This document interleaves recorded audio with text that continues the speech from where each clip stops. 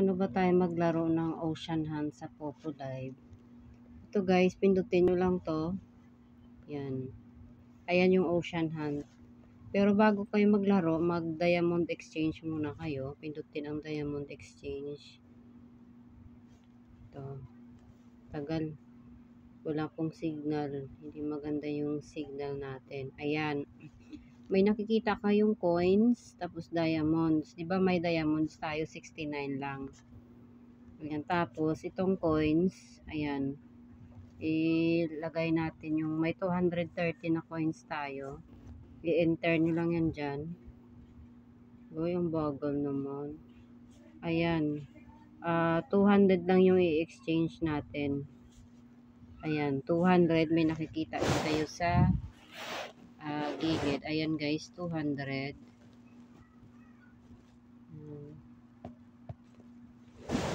200 yan. Tapos, i-exchange nyo lang yan. Yan. O, diba, may 269 na kayo na diamonds.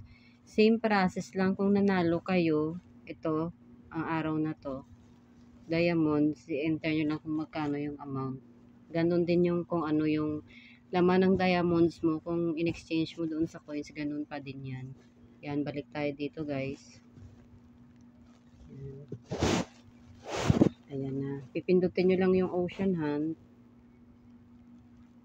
Slot game kasi yung tawag dyan dati guys, nung hindi pa nung hindi pa nag-update si slot game yung tawag dyan. Ayan. Meron dito, magbibet kayo ng, ayan, kung 20, 240. Kung 10, 120 coins. I-confirm nyo lang yan guys. Same process lang yan kung magkano yung itatayaan nyo. Ayan, kunyari, try natin sa 10. Sorry na ate ha, ginawa kitang tutorial ngayon dito. Mag-spin lang kayo nyan guys. Yan, spin nyo lang yan.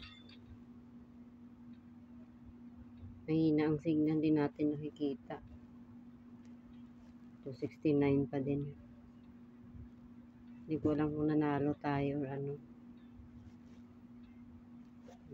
Pindutin natin ulit. Hindi tayo nanalo. Ayun, nag 546 siya. Ayan. Spin tayo ulit guys. Pag puro shark yan, big win yan. Malaki yung ano dyan. Yan, hindi tayo nanalo. Spin ulit tayo guys.